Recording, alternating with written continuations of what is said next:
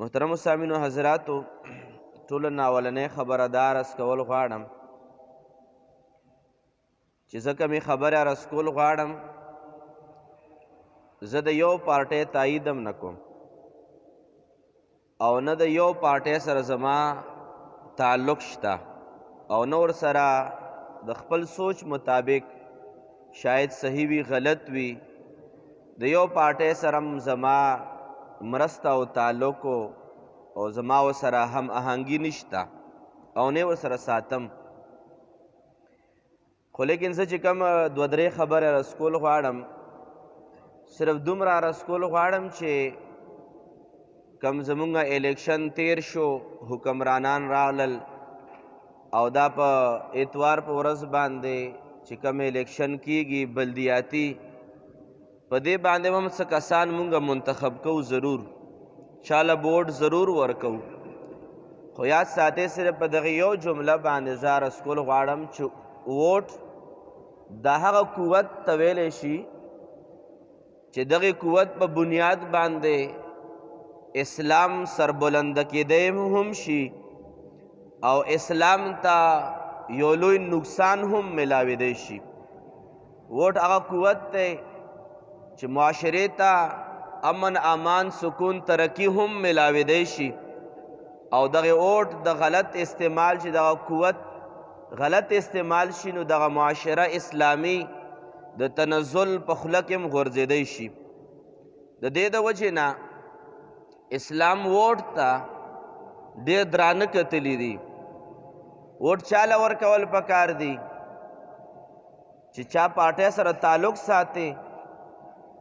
کومې پارټۍ جنډه ده په کور باندې ودرولې ده یا کومې پارټۍ نه د دوه دریو روپو توقعات ته ساتي بس همغه کس له به ته ووټ ورکې نه ووټ به هغه چاله ورکې چې اسلام تا ته کما رهنمایي فرمایلې ده او صرف یو حدیث مبارک نه به زه خپلو خبرو آغاز کوم دواړو جهانو سردار محبوب کردگار جناب محمد رسول الله صلی الله علیه وعلى آله وسلم فرمان علی شان دی چې د قیامت ته علاماتو نه یو علامه دا ده چې انسان بخپل دین د بل دنیا د پاره خرابوي د بل دنیا د پاره بخپل دین لاهو کوي نبی پاک فرمایي دا د قیامت ته علاماتو نه یو علامه ده هر یو پارټۍ کې چې څو په کمې کمې پارټۍ کې دی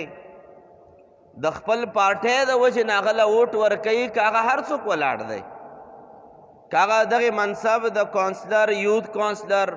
وغیره وغیره چیرمین میر دغې چې څومره کنډیډیټس دي که هر څوک ولاړ دی خو چې د پارټۍ نه ولاړ دی زه به ورله ورکوم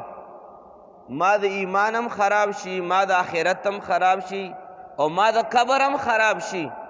خو چونکې چې زما جنډه د کور باندې کومه جنډه ودرېدلې ده او زه د کمې پارټۍ سره تعلق ساتم که هر څوک ولاړي زه به ورله ټاپه ورکوم زه به ورله ووټ ورکوم اوس دغه کس به ښه پېژنې چې دا درست نه دی ښه به پېژنې چې زما د پارټۍ نه چې کم کس ولاړ دی د دغه ماضي څنګه ده فلحال څنګه دی او ارادې څنګه دي ښه به درته پته وي او دا به هم درته پته وي چې د ما د پارټۍ نه چې کم کس ولاړ دی د ده نه بهتر هغه کس دی چې هغه فلانکۍ پارټۍ نه ولاړ دی هغه به تا ته ماضي معلومه وي حال به معلوم وي او ارادې به معلومې وي خو مجبوري دا ده چې زه به خپلې پارټۍ کس له ورکوم یا ساتئ دا داسې ووټ چې تا ته پته ده چې د ما د کنډیډیټ نه دا بل بهتر دی د خپل له ووټ ورکول حرام دي خپل آخرت تباه کول دي او زه بیا عرض کول غواړم زه د چا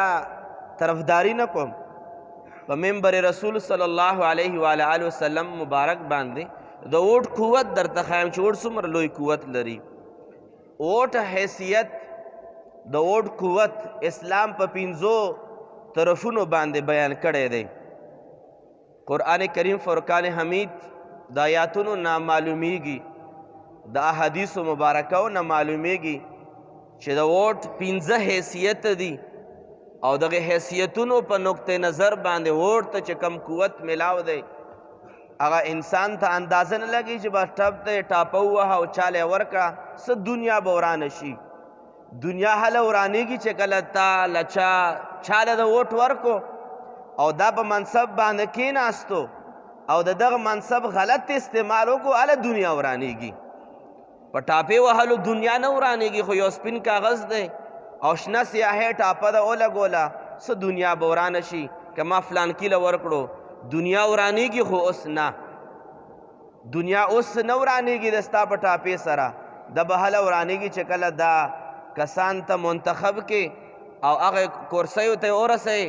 چې سبا له تا باندې سلام هم نه اچوي یاد ساتئ د ټول نه اول حیثیت ته ووټ امانت دی ووټ تا سره یو امانت دی خدای پاک تعالی درکړی چې دا امانت ته چاله ورکه او چاله به ورکې قرآن کریم فیصله فرمایلی ده ان الله یأمرکم ان تؤدوا الامانات الى اهلها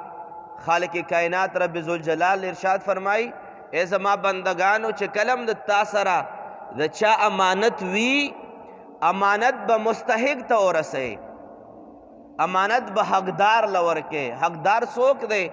ابې به ته په خپله باندې دماغو نه کار اخلې چې د ستا پارټۍ والا دی او ته یې دله ورکې تا خیانت وکړو امانت کې د خیانت وکړو او خیانت په حوالې سره امانت په حوالې سره ګنټې ګنټې بیان وشي کمه ده خو دا هم یاد ساتئ لکه څنګه تاله چا یو موبایل درکړو چې دا در سره کیه زه واپس راځم اغله پاسورډ ورکړې ته موبایل نه کولاوې تصویران پکې نه ګورې چاله یې ورکې نه خرڅوې نه ولې دا امانت دی همدغه شان دی لکه تا سره چا امانت کېښودو هغې کې خیانت کول حرام دي دارنګې ووټ یو امانت دی او په دې کې بې ځایه ځای چاله ورکول یا د 2 روپو دپاره یا د سیاسي پارټۍ کې شمولیت دپاره یا د چا د نامې جامې دپاره او یا د چا په کمپین کې 2-3 ورځې روټۍ خوړلې د هغې دپاره یا سبا له درته ویلي دي زه به درله زوی چې دی دا به درله فلانکي سیټ باندې لګوم د هغې دپاره او تا ته پته ده چې دا مستحق د اوټ نه دی تا وله ورکړو تا په امانت کې خیانت وکړو او هغه حدیث مبارک زه بار بار عرض کومه چې خپل آخرت د پردی دنیا دپاره تباه کړو او دا د قیامت علامه ده حضور نبی پاک صلی الله علیه و آله وسلم په یو موقع باندې ارشاد فرمای امام احمد بن حنبل په مسند احمد کې دا حدیث مبارک نقل کړی حضرت انس بن مالک د دې حدیث مبارک راوی دی حضور نبی پاک مبارک فرمای لا ایمان لمن لا امانت له ولا دین لمن لا عهد له نبی پاک فرمای هغه انسان اړو ایماندار دی نه چې دی په امانت کې خیانت کوي نبی پاک فرمایي دا ایماندار انسان نه دی اوس که چېرې د خپل پارټۍ د 2-3 عهدو یا د څه وجوهاتو په بنیاد باندې چاله ووټ ورکې یا د تره زوی ولاړ دی پته درته چې ټیک نه دی پلار د ولاړ دی پته درته چې دا برابر نه دی دغې عهدې دپاره اهل نه دی او بل کس ولاړ دی پلار له ووټ ورکول حرام دی رور له ووټ ورکول حرام دی نبی پاک مبارک هغه انسان بارک یې فرمایي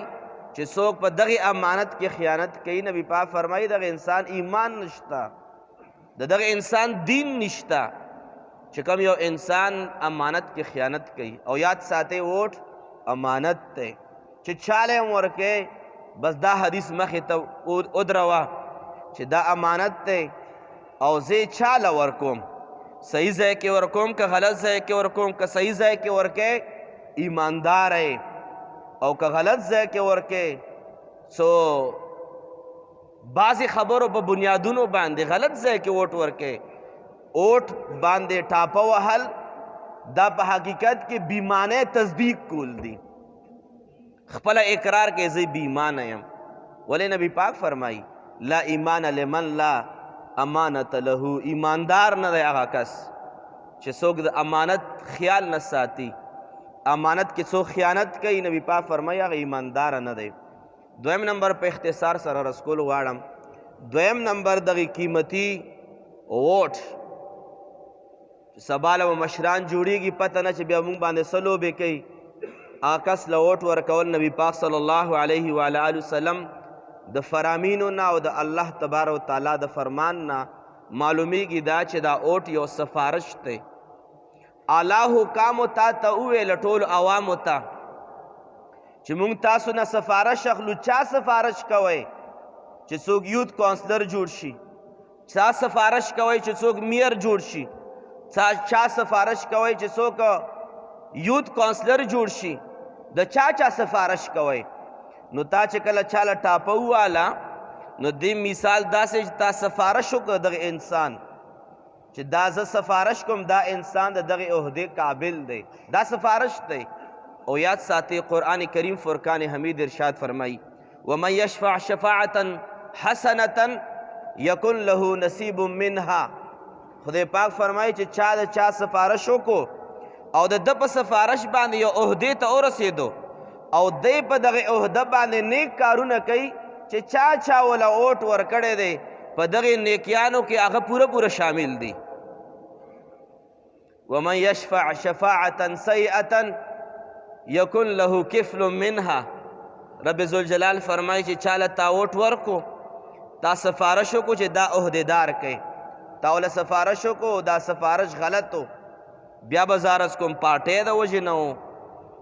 تره تربورې والی د وجې نه و، پلار د ولاړو، رور د ولاړو، خو دا سفارش غلط و، نسبت د وجې نه و، لالچ د وجې نه و، او تا ټاپه وواله. رب ذوالجلال فرمایي چې دغه انسان چې کله په عہده باندې فایز شي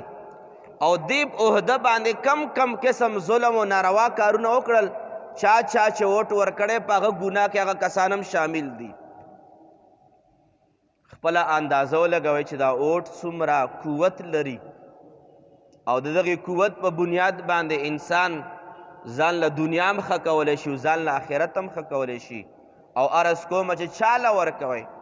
ما د چا سره هم تایید نشته، چا کمې پارټۍ سره آزاد سره هیڅ چا سره هم زما تایید نشته. که زه چاله ورکوم خدای پاک به د ما نه پوښتنه کوي، که ته چاله ووټ ورکوې خدای پاک به د تا نه پوښتنه کوي. او دریم نمبر حیثیت په لنډو الفاظو کې عرض کول غواړم، خو یو خبره پکې مخکې کومه. نبی پاک صلی الله علیه و آله وسلم ستة او صحیحینو حدیث دی. نبی پاک مبارک فرمایي کبیره ګناهونه نبی پاک شماري چې شرک دی، نبی پاک فرمایي چې قتل دی، نبی پاک فرمایي چې د مور او پلار نافرمانی ده، نبی پاک فرمایي د دروغ گواهی ده، نبی پاک فرمایي کبیره ګناه دا ده چې دروغ گواهی وکړي.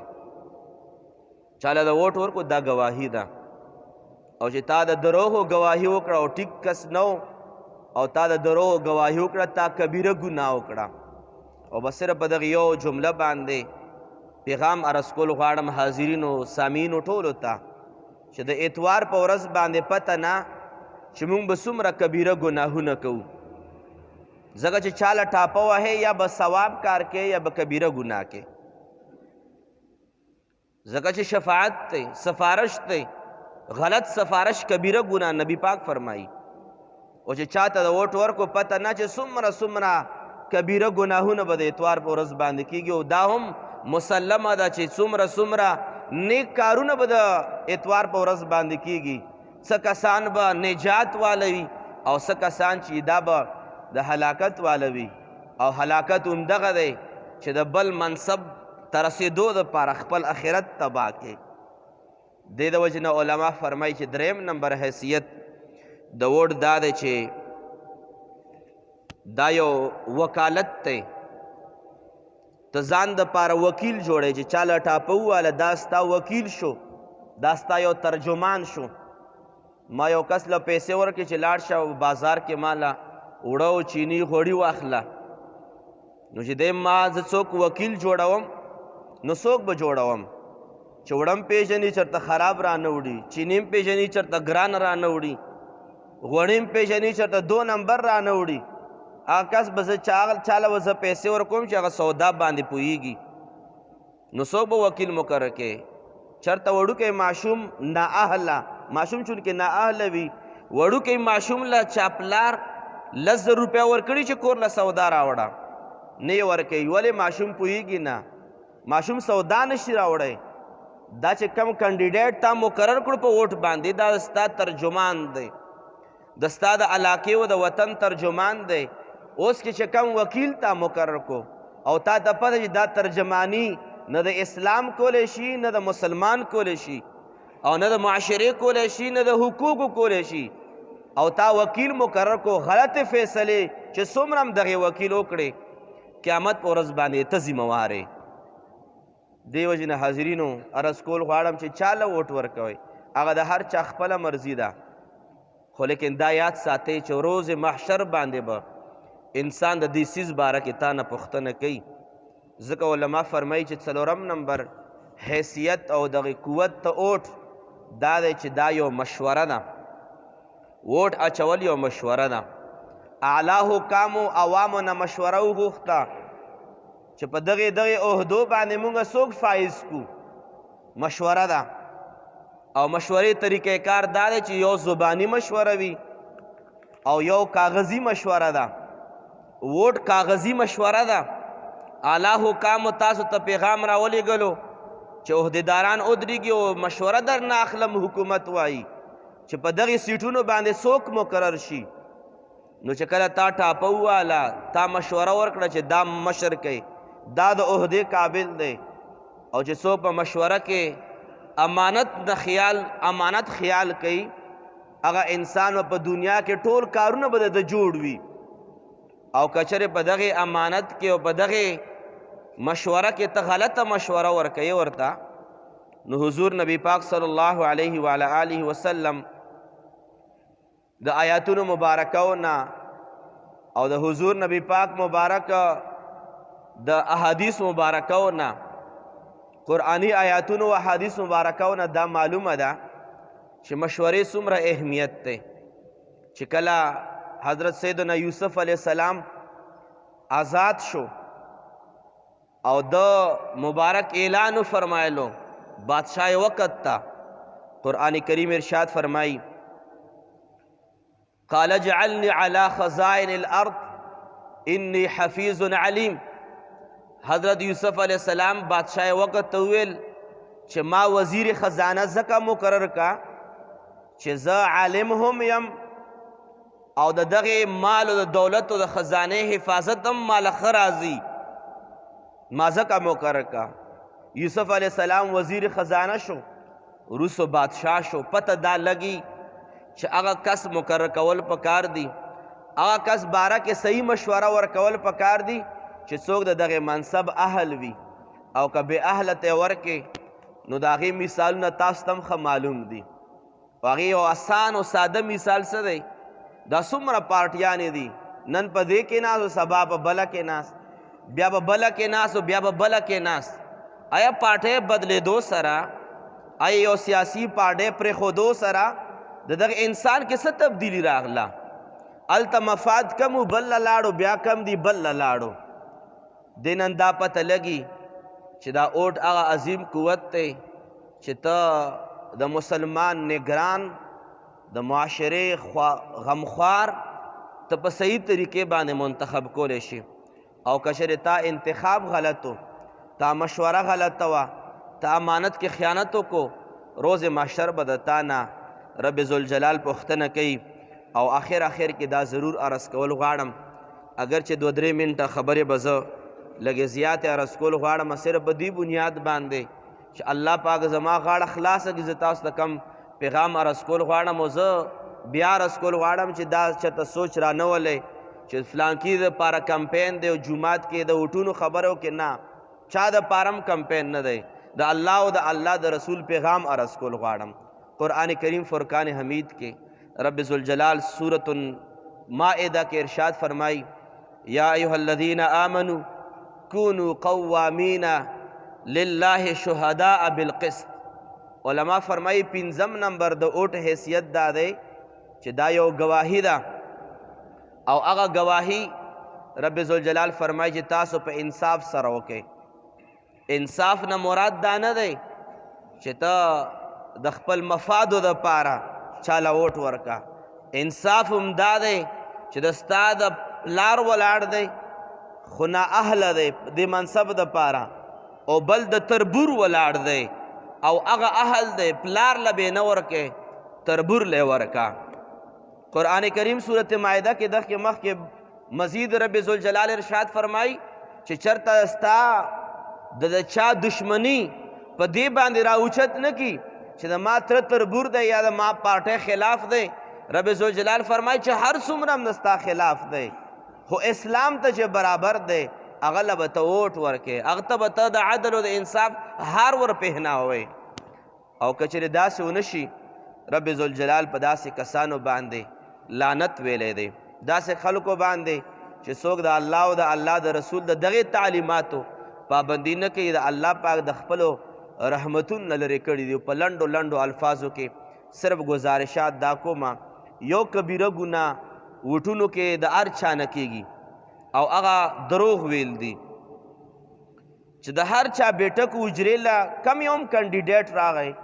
څه ورته وایي وټو د ستا دی، چې بل راشي هغه ته وایي چې وټ د ستا دی، چې بل راشي هغه ته هم وایي چې وټ د ستا دی. یو کس دی د ټولو نه دی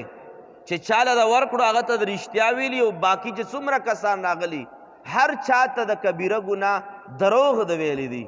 او نبی پاک فرمایي الصدق ینجي والکذب یهلک. نبی پاک فرمایي رښتیا ویل چې دي دا انسان له نجات ورکوي، دروغ ویل انسان هلاکت ته غورځوي. او چې کم کنډیډیټ ولاړ دي هغوی د دروغ خو څه اندازه نشته دی، هغه خو واضحه ده، هغه خو چا نه چرته پټ هم نه ده. دویم نمبر خبره احتیاط پکې دا کول پکار دي چې اوټ ضرور چاله ورکئ. اوس به تاسو وایئ چې مفتی صاحب چې ستاسو کم الله پاک او د نبی پاک تعلیمات بیان کړ په دې باندې خو څوک هم نه دی برابر، اوټ اوس چاله ورکو. یا ساتئ چې په دغې ټولو کې څوک هم نه دی برابر، په دغې ټولو کې چې بیا څوک تا ته بهتر ښکاري هغه لی ورکه. من کانا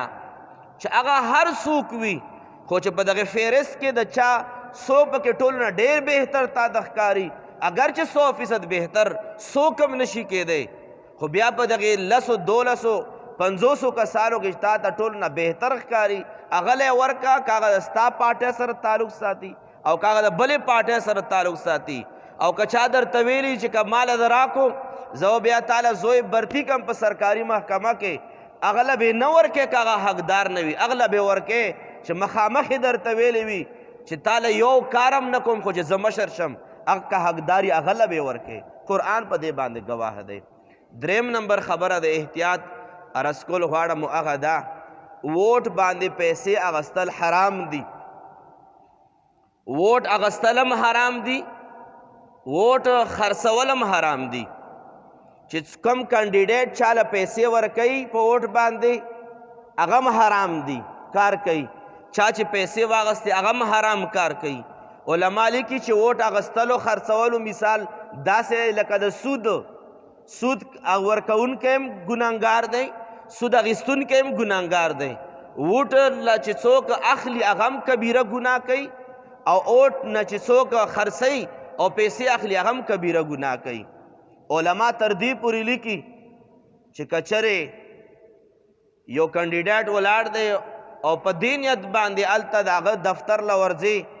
او خوراکه کوي او هغه تاله دې دپاره خوراکه درکوي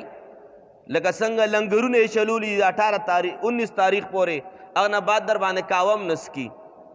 او تر 19 پورې تا باندې غوښې او چرګان خوري. د دې نه معلومیږي دا چې دا خرچې تا دپاره دې دپاره کوي چې ووټ راکې، یا ساتې دا خوراک هم حرام دی. دام د رشوت په زمره کې راځي. ولی حضور نبی پاک صلی الله علیه و آله وسلم او قرآن کریمه آیاتونه په دې باندې گواه دي چې وخت اختصار د وجې نه صرف مسله عرض کول غواړم. او آخر کې به زه یو گزارش ضرور عرض کول غواړم او دا خبره ځان سره په زړه باندې ولیکئ چې 18-19 تاریخ نه بعد هر څه کلار باندې کینی زمونږه رشتې په دې باندې ماتې شوي دي. رور د رور نه جدا دی، رور پسې سپکې وایي. اوټونه تیر شي هغه خواږرونه پردي دپاره کور کې لانجې پیدا کی. یو کور کې 2 کسان هم ولاړ دي، یو د یو پارټۍ نه او بل د بل پارټۍ نه. دا تره زوی د پسې بد وایي، دا تره زوی د پسې بد وایي. و په دې دواړو کې به یو بد یو به صحیح وي. رشتې ماتې شوې. قرآن کریم فرمایي چې چا هم رشتې ماتې کړې روز محشر باندې به دا رشته چې ده دا د عرش عظیم لاندې رازوړنده ده. خدای پاک دغې رشتې ته فرمایي چې تا څوک جوړ ساتي، الله فرمایي هغې بندګانو سره به زم جوړ ساتم. او ای رشتې چې تا څوک کټ کوي، رب ذوالجلال فرمایي دغه انسانان به زه کټ را کټ کما. د دې د وجې نه رشتې برقرار وساتئ. او اخیری جمله باندې زه خبرې اختتام ته رسول غواړم، هغه دا چې تاسو وینئ په دغې حیدرآباد ترېنه ډک دی، هره علاقه د پوسټرونه ډک ده. او موږ مسلمان یو، د چا کینډیډیټ په نامه کې محمد راځي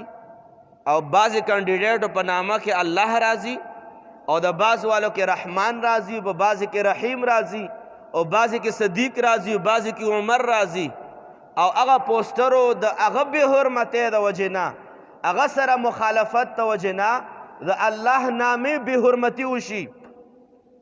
د رب ذوالجلال د محبوب د نامې بې حرمتي وشي. او په تېره جمعه باندې ما عرض وکړو چې سیالکوټ کې چې کم منیجر و د سریلنکا، هغه صرف په دې باندې قتل شوی و چې هغه د حضرت امام حسین علیه السلام نامه مبارک هغه کاغذ ډسبین ته غورځولی و. خلک پر راوچت شو چې امام حسین علیه السلام د نامې بې حرمتي وکړه، نو قتل یې کو. هغه د امام حسین علیه السلام د نامې بې حرمتي کړې ده. آیا ورځ په ورځ باندې زمونږ په پوسټرو باندې د الله پاک او رسول پاک نامې چې کومې لیکلی شوي دي د دې څومره بې حرمتي کیږي؟ آیا هغه خلک به خپل مستقبل غواړي، هغه قوم به خپله ترقي غواړي چې کومه ترقي د خدای پاک په لاس کې د هغه نامې بې حرمتي کیږي؟ گزارش عرض کول غواړم چې د دې نه بعد چې کله الیکشن ختم شي دا ټولې پوسټرې و پی ډي اے والا او خلک راکوزئ، یاد ساتئ د الله او د الله د رسول نامې بې حرمتي در نه چرته ونه شي، بې ادبي در نه چرته ونه شي. او زه په دا لار باندې تېرېدم، پوسټرې لاندې په ځمکه باندې پرتې وې، نامه یې نه اخلم خو محمد نامه پکې پرته وه. ماشومانو په هغې ځای کې لوبې کولې، هغه پوسټر باندې ماشومانو خپې ایښودې. بل انسان د بې حرمتۍ د وجې نه قتل کوو او په خپله باندې ډیلی بیس باندې مونږ بې حرمتي کوو، ځان ته مسلمان وایو.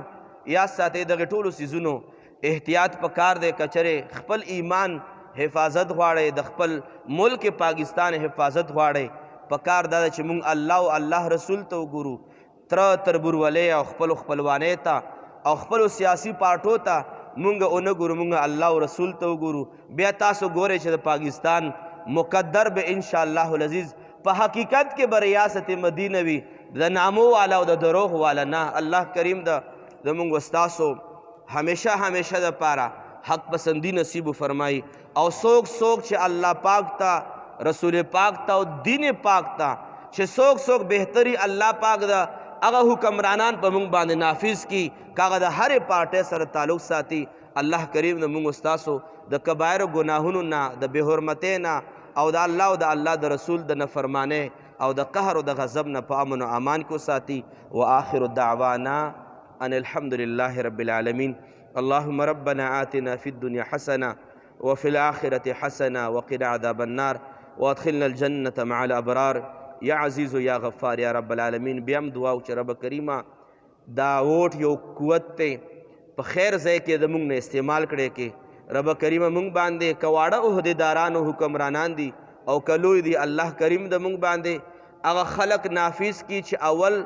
اسلام له بهتري او بیا ملک و وطن له بهتر وي. الله کریم د مونږ ستاسو د دواړو جهانو عزتونه او خوشحالۍ او برکتونه نصیب فرمایي. وصلی الله تعالی علی خیر خلقه سيدنا محمد وآله وأصحابه أجمعين برحمتك يا أرحم الراحمين.